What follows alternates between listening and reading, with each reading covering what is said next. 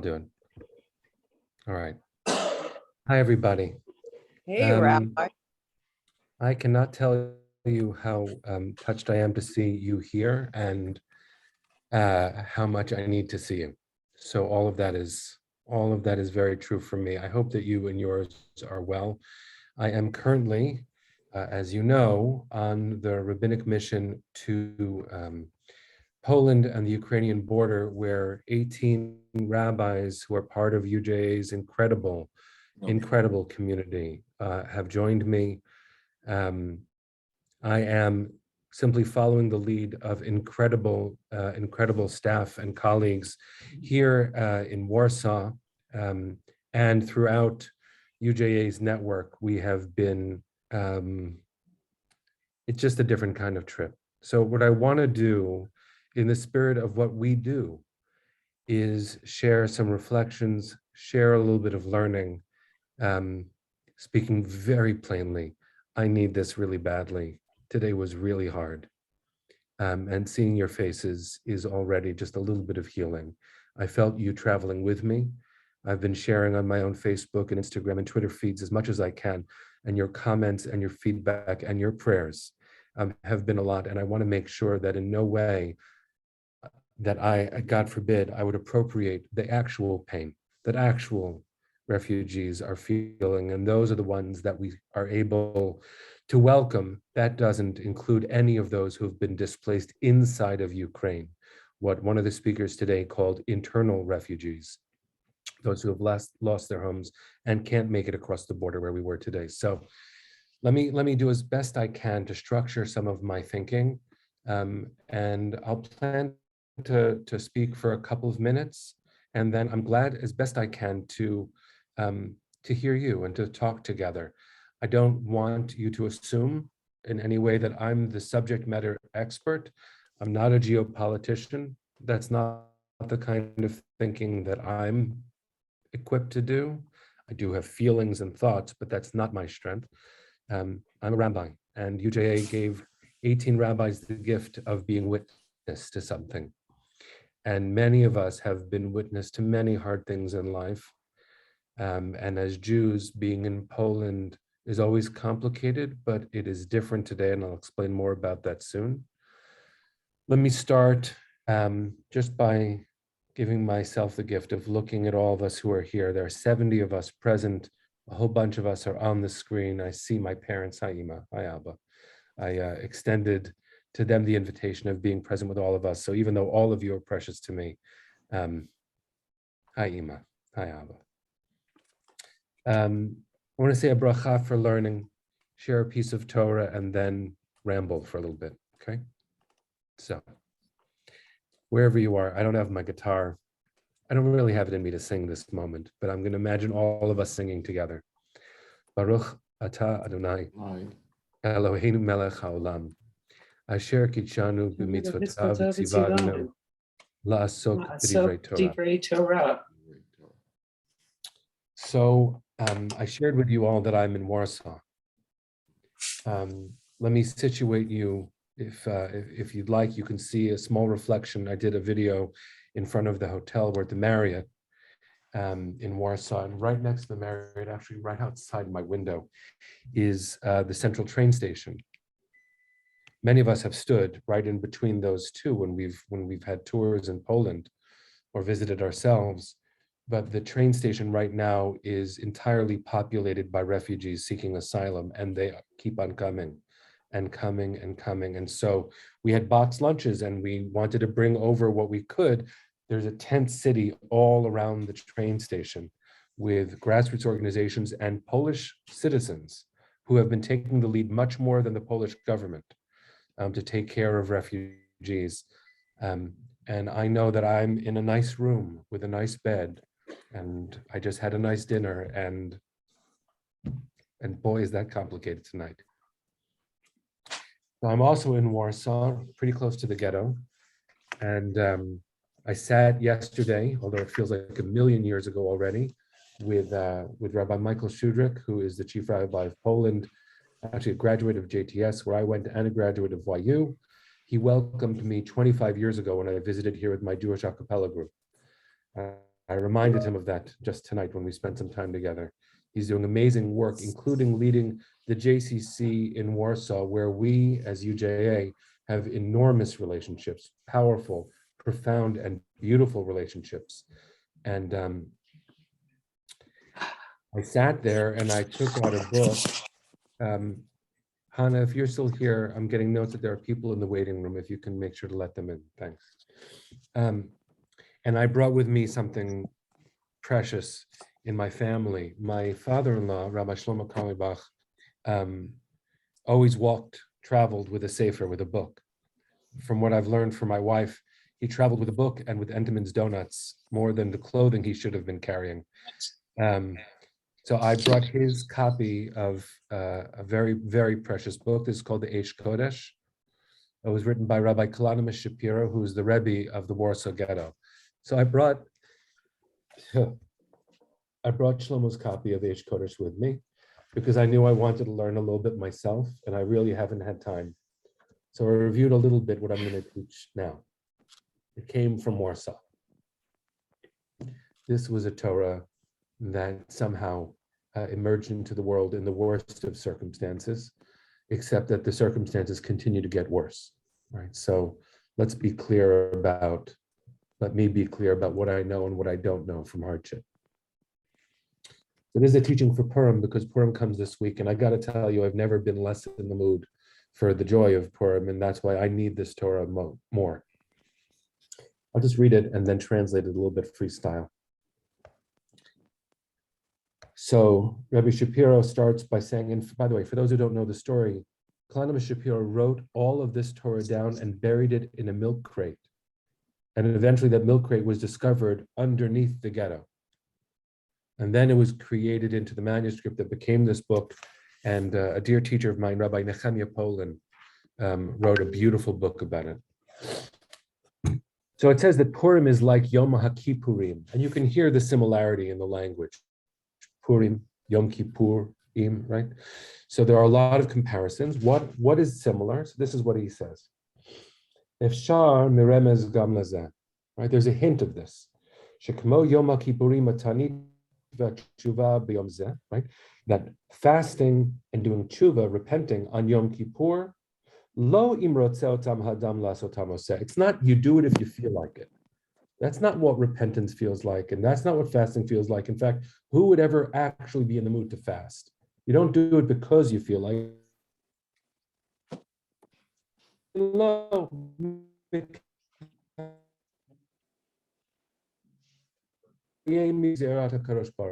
want to do it. Gam ken simchat Purim. This is where it gets deep. So too the mitzvah. Lo rakim ha'adam me'atzmo b'simcha. Not is it a mitzvah to find joy on Purim. And remember, he's teaching this in the Warsaw Ghetto.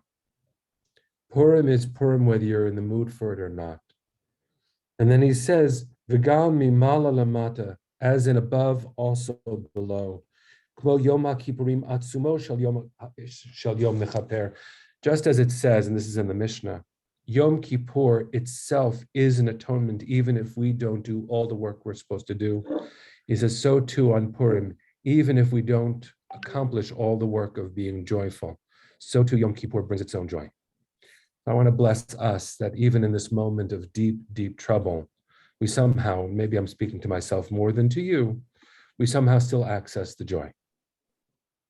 I want to bless us that we don't lose the joy because of the reality that we face.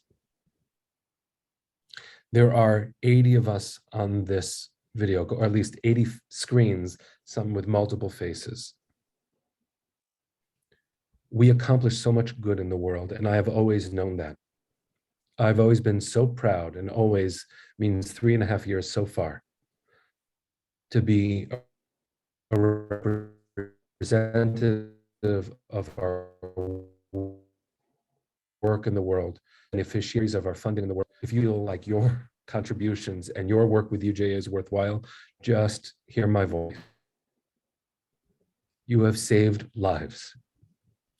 The network of Jewish communities that we are connected with, both here in Poland and in Ukraine, through our funding of the JDC, through our partnerships with the Jewish Agency, with the work that we do with AFIA, right? Rabbis carried huge duffels of medical humanitarian equipment, and we gave them to refugee centers today, and they will be in Ukraine tomorrow.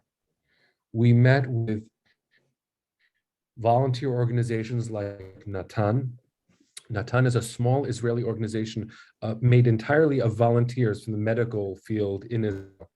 Doctors and nurses, including volunteers who are professional doctors at Hadassah Hospital, are now present in refugee centers. I was in a mall today, and somehow always be in this mall. Imagine the biggest mall you've ever seen, but every storefront is filled with cots. And there are women and children and older adults and no men, because the men are not leaving Ukraine. They're not actually allowed to cross the border, except in particular circumstances. This is being called the exodus of women and children. And this place was full of children and suitcases. And it was their children would see courage and strength. But it was also clear when I was sitting watching that the children are actually sources of the life that any of the grown-ups are continuing to feel. There were these two patty cake.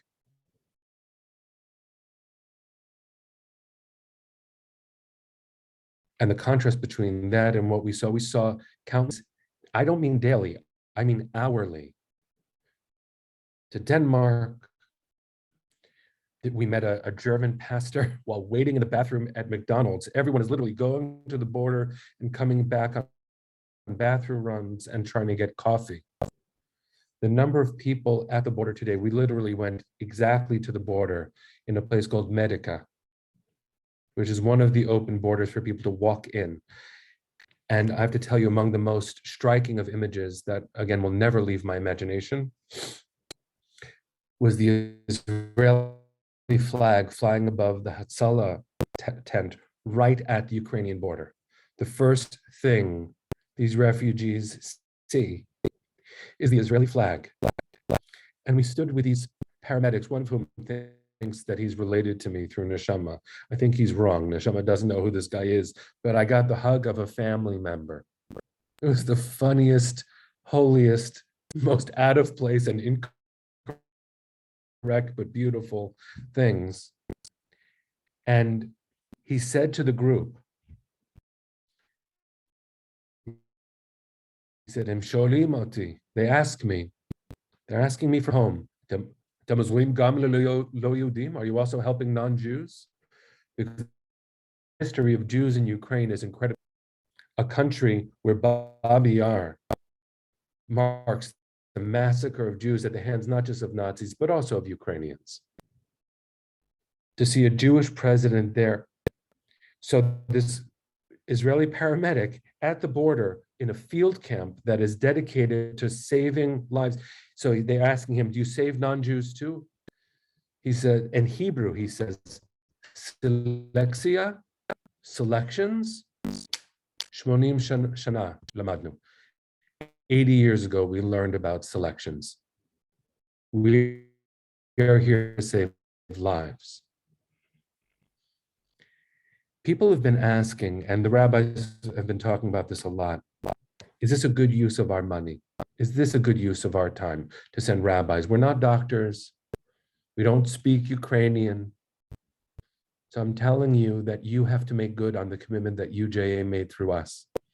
We're going to be bringing back testimony on our own broken hearts. And when I asked one of my rabbis, Rabbi Cornelia Dalton, this last Shabbat, I said, tell me what I'm doing. Please be my rabbi.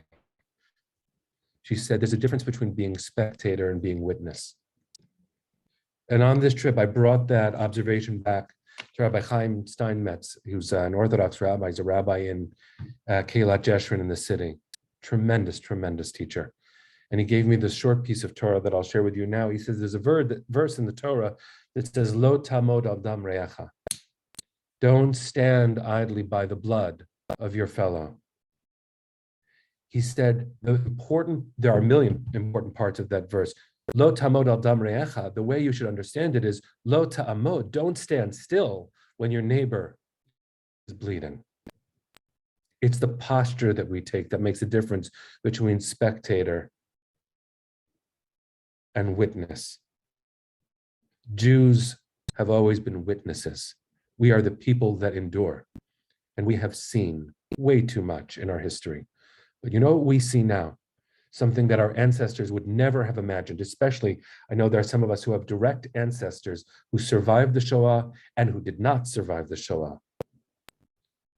Polish Jewry has completely reorganized itself and is now among the vital center of refugee absorption in Poland. Every Polish organization today has completely rewritten its mission to welcome refugees. The chief rabbi of Poland, I mentioned him before, Rabbi Michael Shudrick, was being interviewed by a magazine. He wouldn't tell us which one, but he said it was a New York Jewish magazine, not the Jewish. I'm imagining I could guess the title of which. And they said, so tell me, are you helping non-Jews? The same question that was asked of the Israeli paramedic. He said, do you know which ones are Jewish? And Rabbi Shudrick says, no, but I do know one thing. I know that every refugee was created by God. Every human being was created by God. There are images I'm not going to be able to forget, friends, and there's been too much in these last 2 days for me to recount it in any linear fashion, to try to make sense of this. And in fact,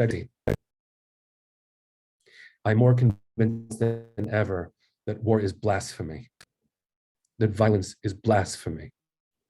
Heschel famously said, violence done against any human being is a sin against God. And I do daven for a world of peace. I will never say the words, Oseh Shalom B'Romav, again the same way. God who makes peace in heaven, please make peace here, because we're not doing a good enough job. But I will say this, until the day when Mashiach comes and there's no more of this, we have a responsibility in the world. I am so proud of the Jewish community for showing up for every human being. We do not ask, are you Jewish or not, before we save a life. The Talmud affirms that, the Torah affirms that, and if I can be so bold, God calls us to do nothing less. So with my broken heart, friends, what I wanted to do is come to you from Poland in the middle of really an unfathomable, which is nothing. It is nothing compared to the truly unfathomable experience that these refugees have been going through. You can look at the news headlines for the numbers. I think the latest number is 2.8 million. Yesterday, while we were meeting with refugees at one of the hotels, which has been completely transformed into a refugee, really anywhere in Poland.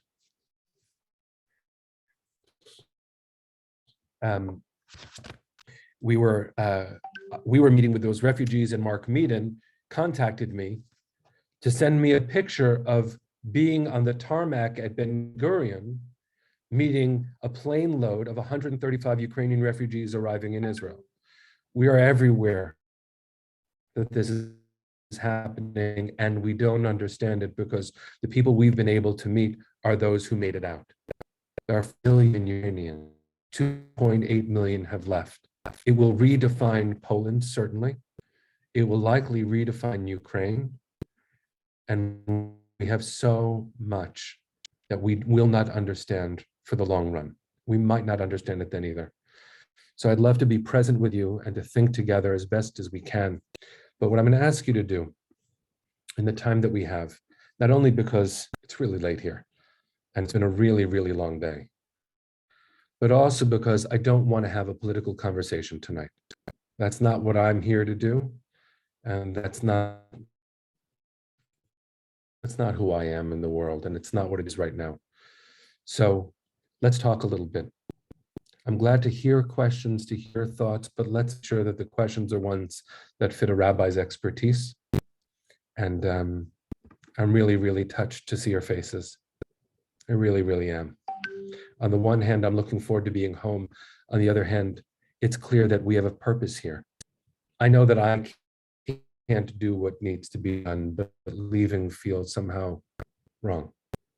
So, friends, please, if you'd like, I'm going to take a couple of minutes. Please be judicious in the kind of questions. Please make sure it's a question and not a long comment. I'll do my best to share my thinking with you. I don't know how to unspotlight myself. Hannah, if you're still here, please take the spotlight off me so that other people can be seen when they ask a question. And let's stay together for another 10 minutes or so. And we'll just, we'll be together. So unmute at will, ask a question, and then go back on mute so other people have a chance. Please welcome everybody.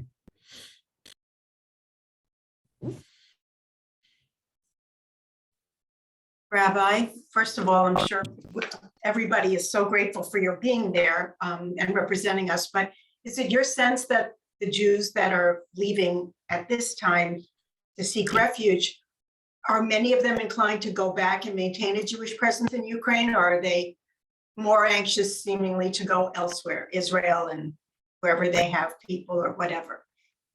Yes, Ricky, it's a good question.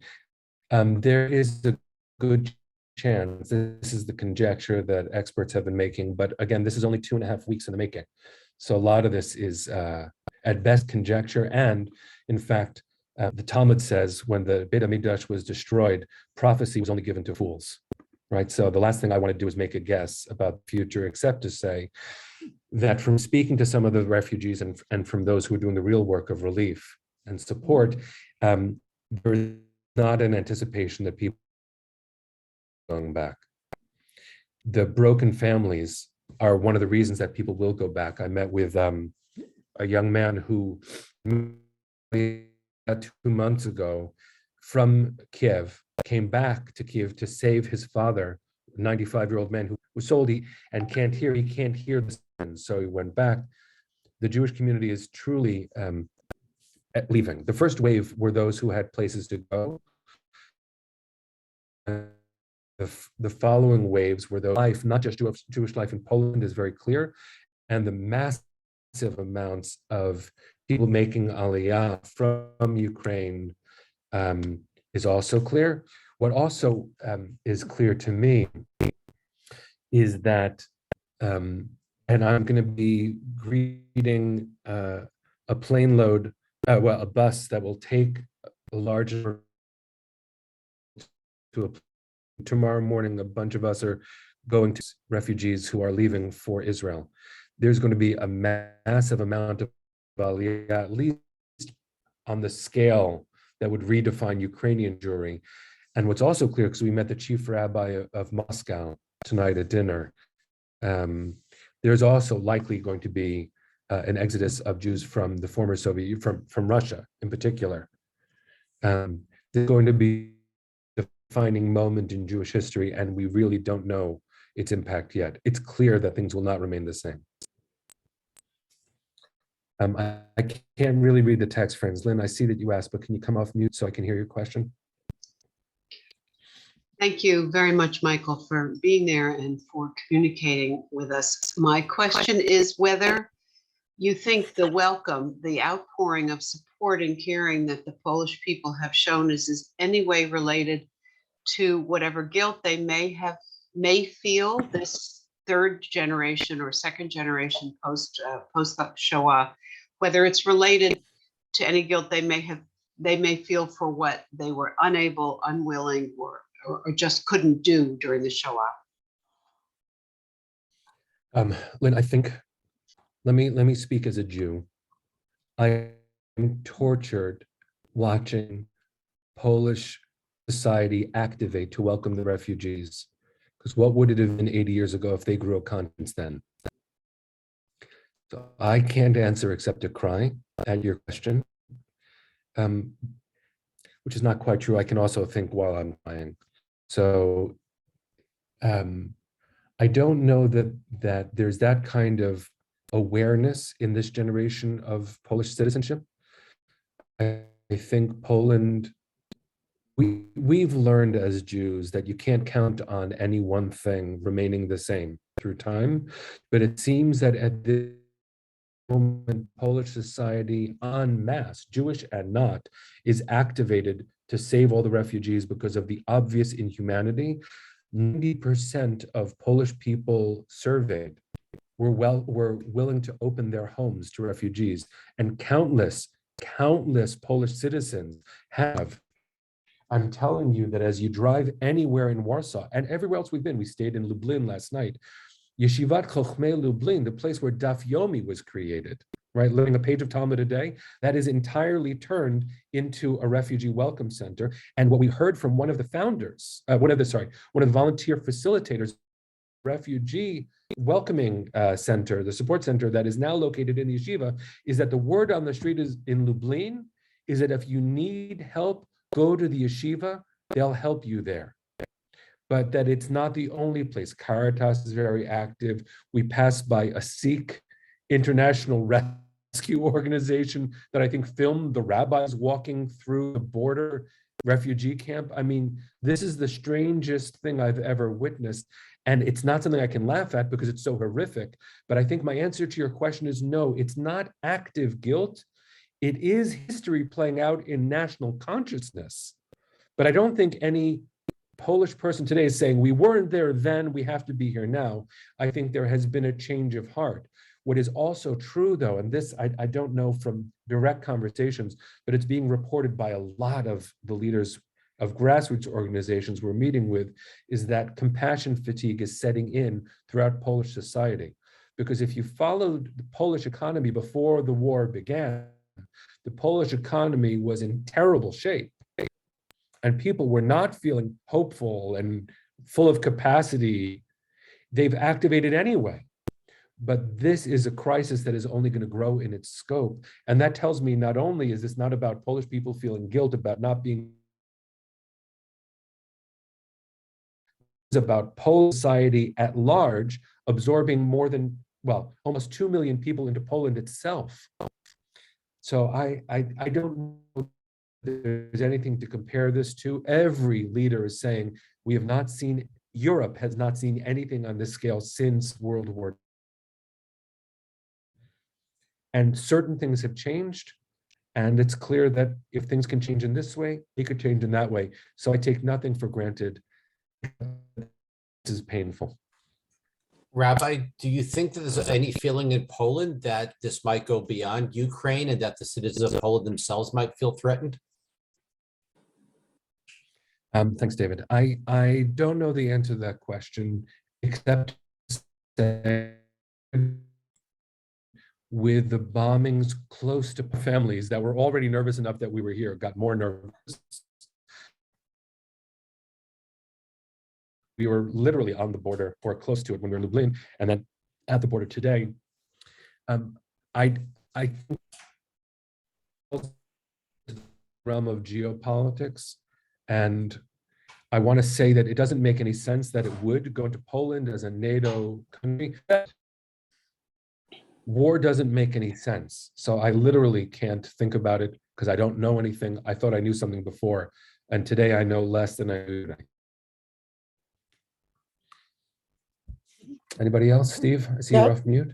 Yeah, just before we canonize the Polish people, I just think it's important to note that there was a refugee crisis in Europe not too long ago, where the people didn't look like the Ukrainians look when the Syrians were trying to come across into Europe, and the Poles, the Hungarians. No one was welcoming that 1.5 million Syrian refugees. And just before we canonize, and believe me, I think everything we're doing, UJA-wise, and helping everyone, and particularly helping Jews, is what we should be doing. But we need to, as you were saying before, be careful of how quickly things can change. And, I remember being in, I guess I'm making the speech that you asked us not to make, but I remember being in Europe a few years ago in Croatia, I think it was. And there was a small Jewish community and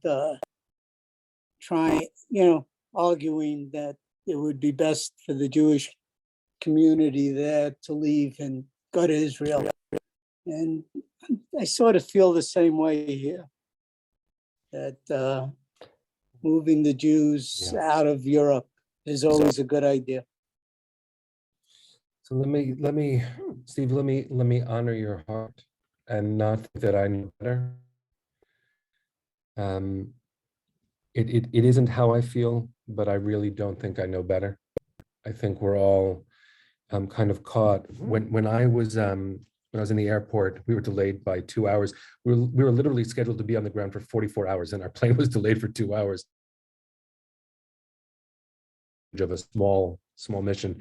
I turned to a colleague, Rabbi Les Bronstein. Some of us know him. He's a wonderful rabbi. He's a Reconstructionist rabbi in White Plains. And I asked him, I don't know what I'm feeling. I don't know how to prepare. He actually quoted some Torah that he learned from my father-in-law. He said, Shlomo once said, there are two kinds of tears. Tears of a baby. He said, tears of a farmer. I know when I need it to rain. This is planting season. This is harvesting season. I know what I need, so I'm praying for something specific. A baby doesn't know what they're crying for. They just cry. When there's a need, they cry. They don't know what they need, but they know how to cry. So instead of me trying to explain the trends, predict them, and certainly not canonize any human being, it says in Psalms, right? We don't trust it's true in the Torah's time, it's true today. But there is something about recognizing good when it's done. So whereas I'm not going to make some categorical, sainthood category, I'm watching righteousness on the streets. And I don't want to miss it. I don't want to miss it. I mourn how recently it began. And I don't know how long it will last. And I don't know that if it was Jewish refugees alone, it would look the same. I take none of that for granted. And I am so proud of Israel showing up, of that Israeli flag in that refugee camp, being the first thing Ukrainian refugees see. I literally stood with it at my back, looked at the fence and watched people walking into safety, shell-shocked. And one of the paramedics said to me, this is a trickle of people. But 2 nights ago, right after the bombing in Kyiv, this was a very different scene with a mass of people running for the border, screaming and crying. So I know that I don't know. That's how I'm going to be walking away from this experience and carrying it with me. Let me share just one more piece of Torah, friends, and then we'll call it a night for now. And I really, really can't thank you enough for being present. And you know that I focus on Torah in all of my teaching, but I'm asking you to double down on your commitment to the work we do. There is nothing bigger than saving a life. And we are doing a lot of that. It's never been as clear to me. So I hope through my tears, it's clear to you. Here's a little bit of Torah for us to close the night. And this is quoting one of my deepest teachers, a rabbi who's here on the trip, Rabbi Rachel Timoner from Brooklyn. She's a rabbi of Congregation Beth Elohim. We had dinner tonight with the CEOs and many of the presidents of Jewish federations across North America, including the CEO of JFNA, Eric Fingerhut, and Amy Bressman, who's the president of UJA-Federation of New York and a dear friend, countless colleagues from around the country. So the chief rabbi of Moscow spoke and Rabbi Rachel Timoner spoke, and that was cool. That was really cool. So this is the Torah that she shared out of the scroll of Esther. She said, if you look at Esther's life, at least as we have it recorded in the Megillah that we're going to read this week, there's a moment where when Mordechai is putting on sackcloth, right? He's putting on the clothing of mourning because he's worried for the Jews. She sends a messenger to tell Mordechai, change clothes, put back on your regular clothes. And the way Rabbi Timoner interpreted it for this idea is, I just don't want to see it like that. I don't want to see you in mourning. I don't want to confront the world as it is. Put your regular clothes back on. I don't want to see this reality. And then later, when Mordechai says, it's up to you. It's up to you. She says, I can't go. I can't go if I'm not summoned, right? I can't go and demand an audience with the king. It's not the right time. I don't want to see it as the first, and it's not the right time. And then Mordechai, of course, says to her, Mi odea im la'et kazot. Who knows? Maybe it was precisely for this that you reached this moment. And then eventually, when she is preparing herself, and this is what I'm saying to you tonight, she says, I'm going to fast. Please tell the community to fast with me so that we might be successful. In order for any of what the rabbis have done on this mission to matter, it has to be all of us standing in solidarity with this community here, with the refugees in Ukraine and what they're going through. And the best way to solidarity is to know that literally in this moment we are together, in all of these moments we are together, that this is not a moment, a long-term crisis that we have to be part of solving. The ultimate solution is peace. Short of that, we have a lot of work ahead. Maybe one day have less work to do. I don't know that that day is going to come anytime soon. So in the meantime, friends, I'm thanking you. First of all, for my wounded heart, just to see your faces tonight is incredibly healing. Thank you for sharing this moment. I need you. But much more important than that, thank you for being who you are in the world and for lending your strength to the work that needs to get done. I've really never felt so clear about the role that I said yes to, with the guidance of countless people. This is what we're supposed to do in the world, and we're doing it. So thank you for being part of it. I hope you and yours remain safe. I'll continue to share what I can, but these are the best words I could muster tonight. I hope they're sufficient for now. And Purim, friends, Ish Kodesh said, as Rabbi Shapiro taught from the ghetto, Purim is a time where you don't choose to have joy. Purim is a time where joy comes regardless of your choice. So may we have joy regardless of the mood we find ourselves in, and may it be contagious. May joy be a little bit stronger in the world this week because of us. Take care, everyone. Thank you, Sending Rabbi. love from Warsaw. I'll see you soon. Thank you, Rabbi. Thank Thank you, you. Rabbi. Rabbi. Thank you, Rabbi. Thank you. Thank you, Rabbi. Thank you, Rabbi. Thank you. Be safe. Take care of yourself. Take care of Be yourself. safe. Be Yes, careful. Be safe. Thank you Stay so safe. much, Rabbi. You're welcome. Ruach their peace. Then create you too. I Let guess. there be peace. We're blessed to have you, Rabbi. Beyond.